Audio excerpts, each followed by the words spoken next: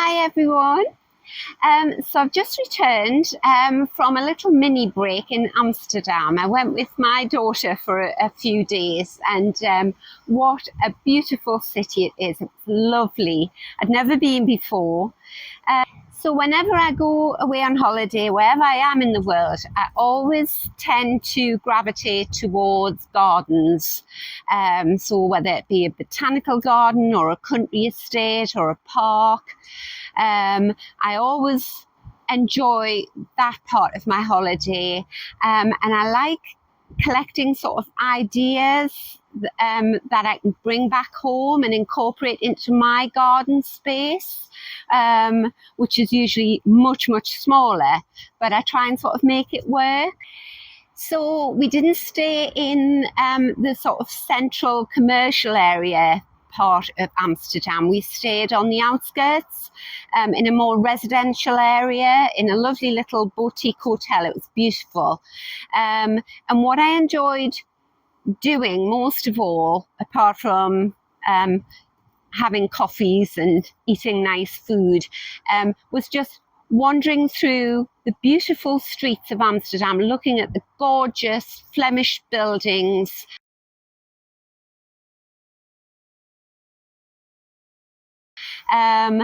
but also enjoying all the greenery in the streets.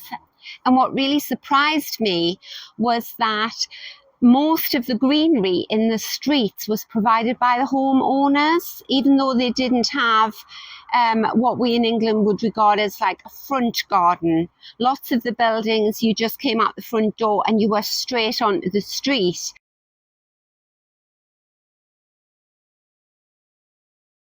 Others may have had like a tiny little railing or something, but most people had just maybe taken up a bit of paving from the sidewalks of pavement and planted something in there, or they'd made sort of tiny little raised bed areas that obviously went down into the soil, a bit like my front border, which is only 14 inches wide. They had areas like that outside the front of their houses, and they grow the most beautiful climbing plants, from ivy to wisteria, all sorts of beautiful climbing plants.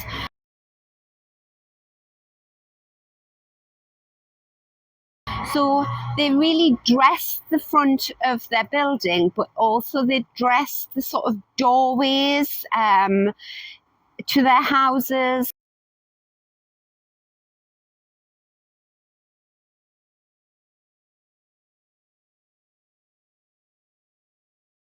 And under their windows, and some only had sort of, a couple of pots, but they would have huge shrubs in them.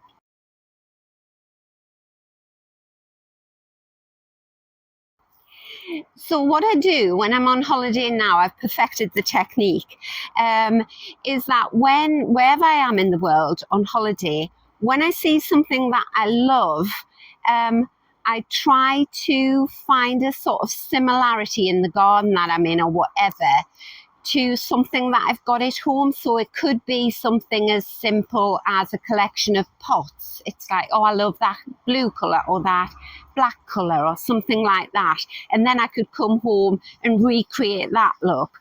Or it could be something as simple as the colour of a fence. So for instance, when I was in Turkey, the hotel there had a lot of fences that were painted black, and they had it really sort of made the plants in front of them pop. So I came home and I painted my fences black, and it looks really striking, particularly in the white garden that I've created.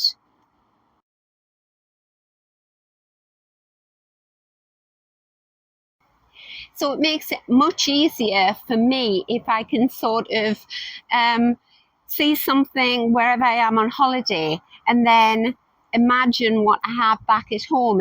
if it's similar, I can imagine how that would translate from there to there, how I could incorporate it.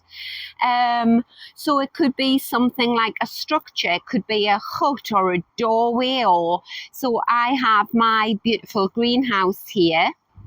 So that is my lovely black wooden greenhouse. And then this is the black wooden greenhouse that I saw at Kew. So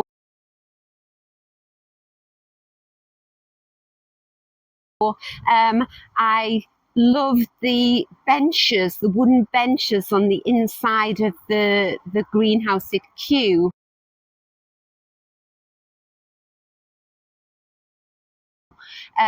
So I have wooden benches on the inside of my greenhouse now.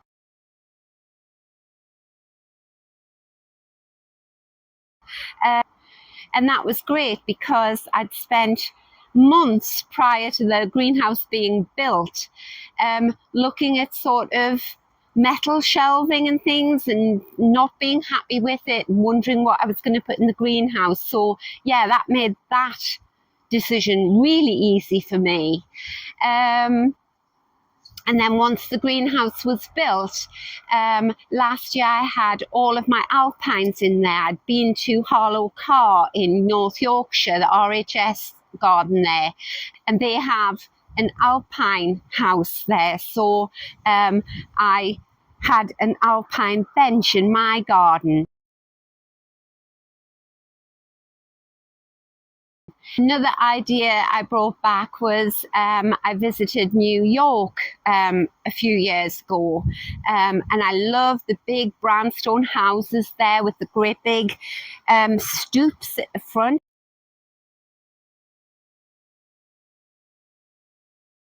And I thought, like, great, I've got those stone stairs. So I'll take you now to the front of the house and I'll show you my stairs. So these are the lovely stone steps that I have up to my front door.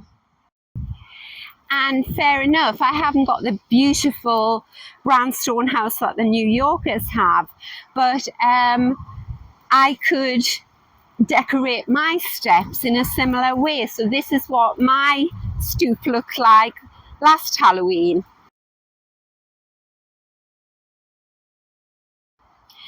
And it was just great fun, and it looked lovely for anyone who passed the front gate looking in.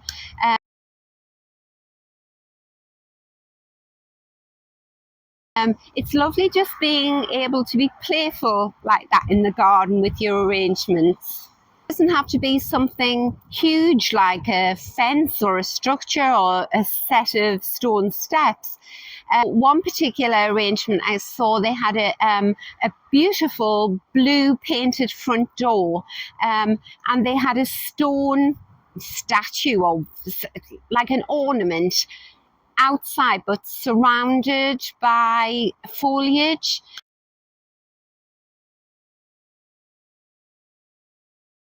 And I thought, oh, I've got something very similar to that. It's made out of stone. Mine is a pagoda. So there's my little stone pagoda, which is already in amongst flowers. But until recently, he was just sort of standing up against a wall in the courtyard area. So what I'm intending to do, and I'm no way professional at the editing, I do it all myself, but what I'm going to try and do is show you some pictures that I took of the planting schemes in Amsterdam outside the houses, and then do a voiceover. I don't know whether I'm going to be able to do this or not, but sort of talk you through the things that I like and the ideas that I want to bring back home with me. So whilst I was over there, I was thinking, what ideas can I bring back from Amsterdam, and where can I recreate some of these displays? And the top of my garage is a prime candidate for a makeover. So as you're looking at the photographs, and I talk you through them, this is where I'm envisaging creating my Amsterdam vignettes. So this area at the top of my garage is one of my favourite areas. I love dressing this area. I must admit it looks best, I think, in the spring when I dress it all with sort of spring bulbs and things.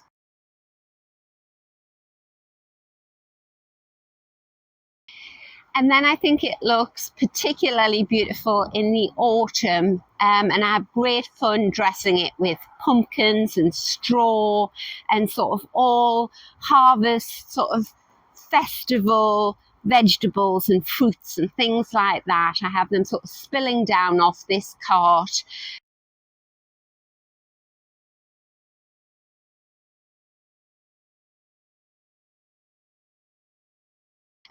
This part here is actually an old wooden garden lounger that broke, so I cut it down.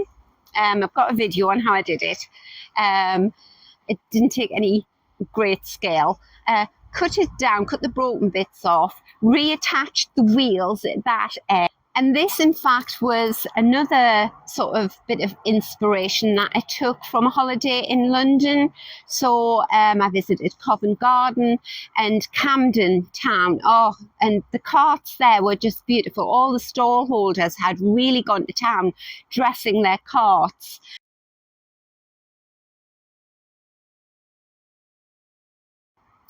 So yes, my thinking is that the cart will go. I'll just take that away, put that back in the garage, and I'm going to have fewer large pots with great big arrangements in them. So one of my favourite arrangements was this. Very, very simple, but huge hydrangeas.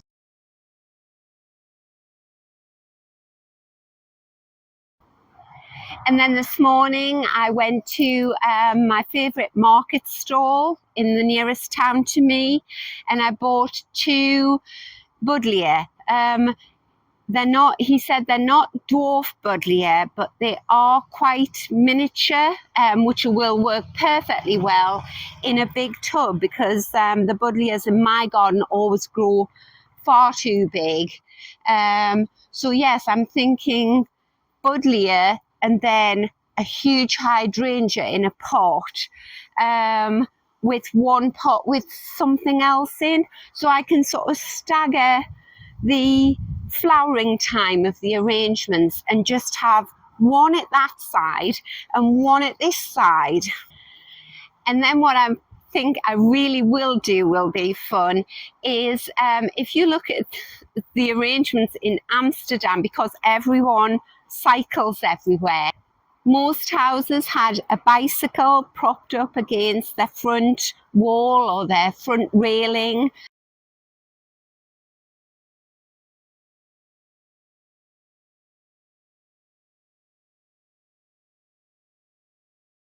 And I thought, you know, I'm going to look for just an old bicycle, a second-hand bicycle. Our local recycling plant has a shop that sells everything. Anything that's too good to just throw away, people will hand into this shop, and the proceeds all go to local charities.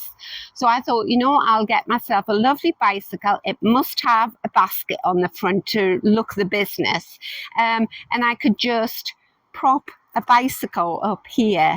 And wouldn't that look fun? So, right, I'm going to cut to indoors now, where I'm going to try and do this voiceover with my holiday picture. So I hope it works out, and I hope you do enjoy it. So I've mentioned already that when I'm looking for planting ideas to bring back home with me, I'm looking for things that are similar to what I've got already. I just find it easier, so I don't just concentrate on the planting. I'm looking at the whole ensemble, the buildings, the colour of the paintwork, the paving, and I just find it easier then to imagine if the idea I like would translate well into my garden. So for instance, I'm not trying to recreate a tropical paradise in my windy northeast coastal garden. And what helped showcase the beautiful planting, I think, in Amsterdam, apart from the beautiful buildings, was the paving and the roads. They used lots of different materials, in lots of different sort of colourways and in lots of different patterns. But the colours all had that same sort of soft, subtle, earthy tone. And if you look at the paving, the block paving that I'm standing on at the top of my drive, I think it's very similar to sort of the road in this picture. So I'm already ahead of the game there. So if you look at the planting in this picture, you'll notice that the owners used all dark plots to display the foliage. And I think it really grounds the display. They could have picked out the cream from the stonework and had all cream pots, and I think that would have worked equally as well. Then they've added as much height as they can to the planting by placing plants on the windowsills too, so that they've achieved a sort of layered effect. And I must say, I love this black and cream colour scheme. When I've looked at my holiday photos, I've definitely, without realising it, gravitated towards the black and cream. I'm loving that. And I've already mentioned how little space they have from their front doors and the paving, or in this case, between the front door and the road. And that yet they use every inch of space that they have to display their pots. Sometimes they remove bits of the paving and they've planted climbers. Some people make really narrow raised borders. And the surprising thing is that with very few exceptions, everyone seems to do this in Amsterdam. Well, particularly in the residential area I was staying in. And what's more, they grow really big plants in those narrow borders. It's hard for me to imagine what these streets would have looked like without these borders and collections of pots. I think they would have lost a lot of their charm. So when I'm on holiday, my inspiration doesn't just come from the plants. I like to look at the buildings as well. So my house back in England is 100 years old. The top 2/3 are what we call a stucco effect. It's like a pebble dashing that you paint. Mine at the moment is a willow green.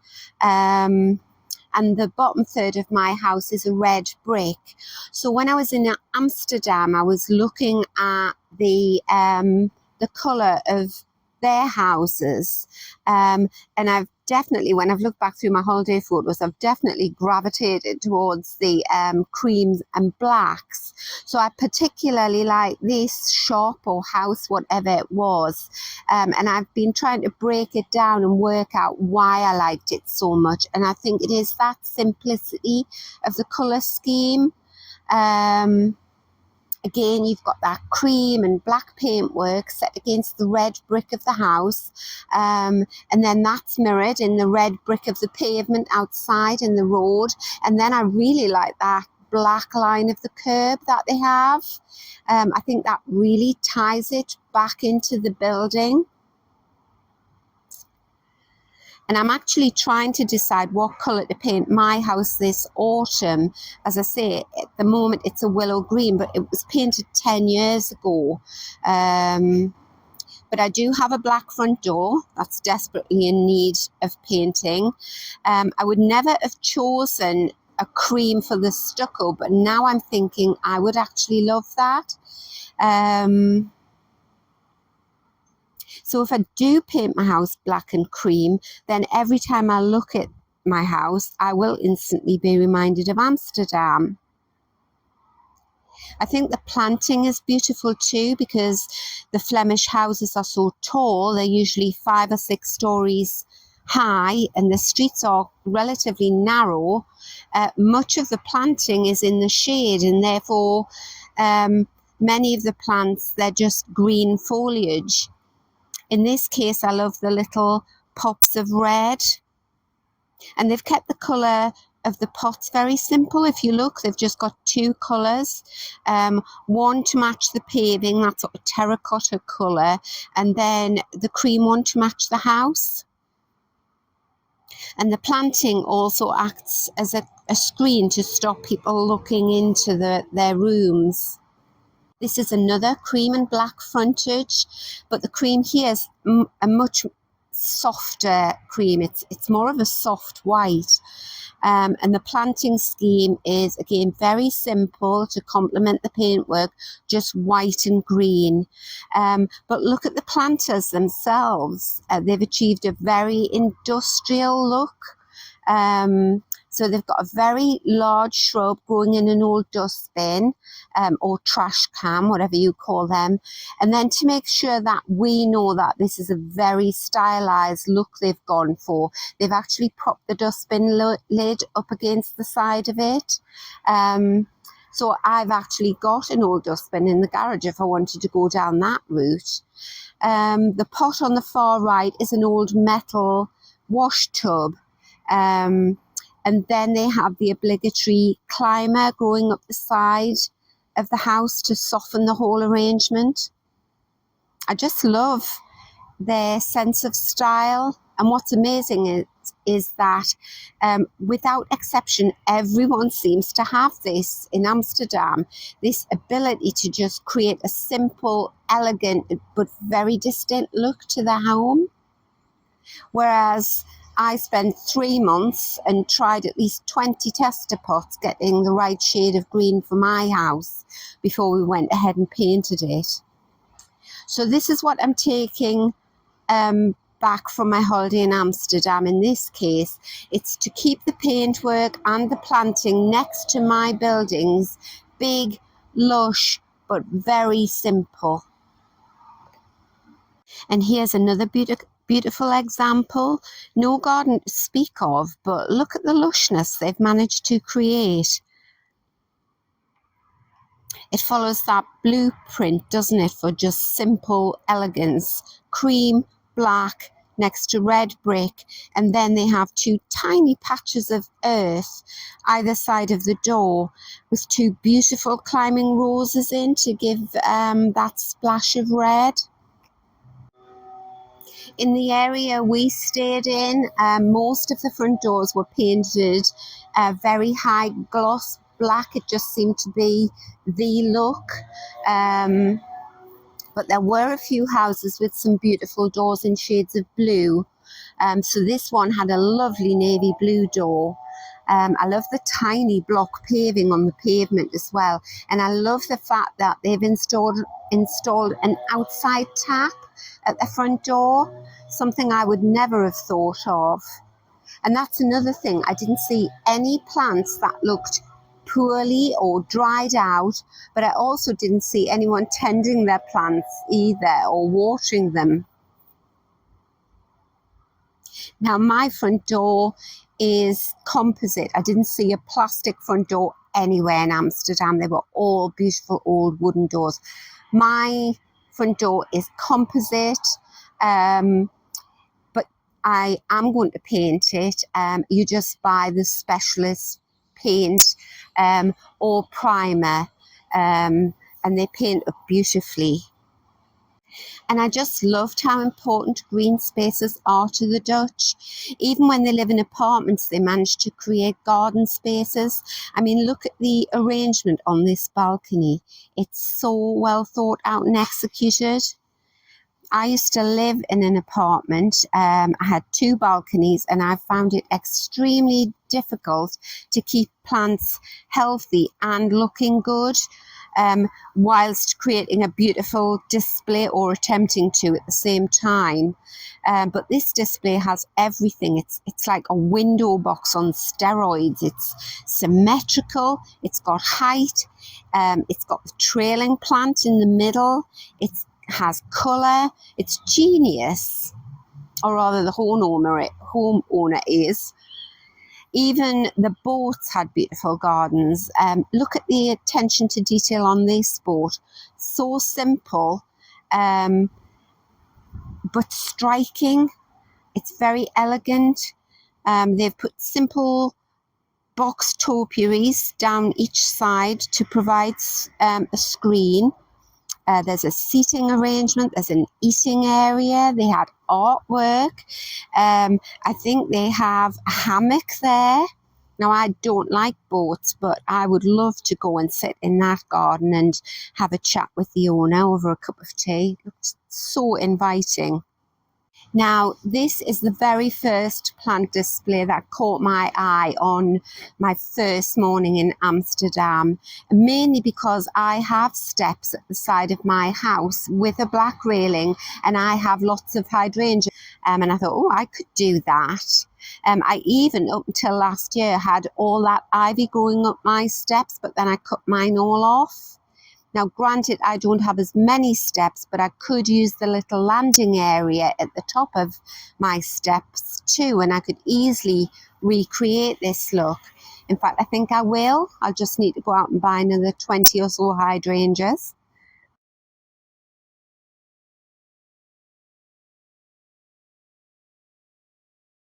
And then there are those who definitely believe in less is more. And I saw lots of doorways with just one or two very large pots outside with beautiful shrubs in, and usually the pots were stunning themselves, as stunning as the plant in them, if not more so. And this doorway in particular was of interest to me because of the stone-coloured pillars either side of the black door and the two carriage lamps. So this is a picture of my front door and porch. And I've always disliked this porch at the front of my house. And that's why I always tried to camouflage it with the Clematis montana. Then last year we had to repair the porch roof. So we had to remove the framework that the Clematis clung to.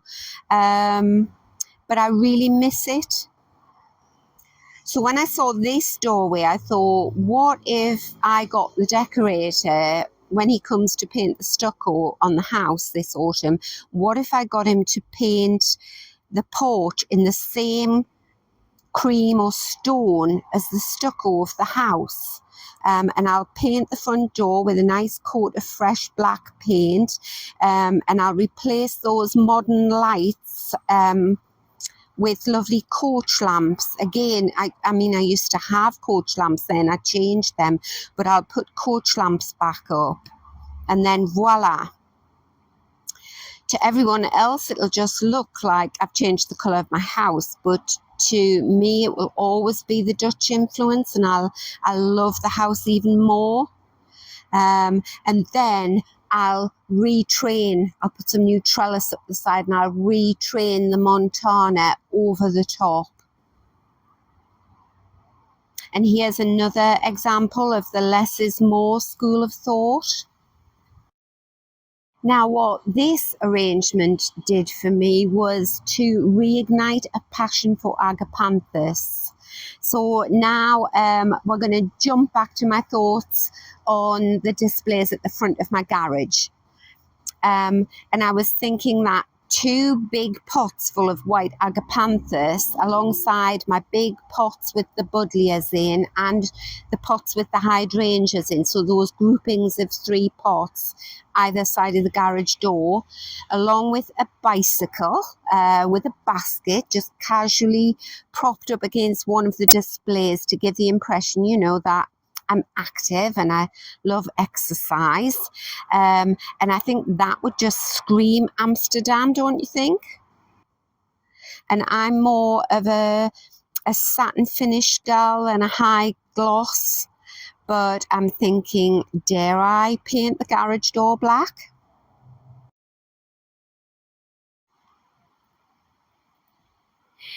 So there we go. I hope it all hangs together well when I put it through the editor. We shall see, but I've had great fun making this video for you.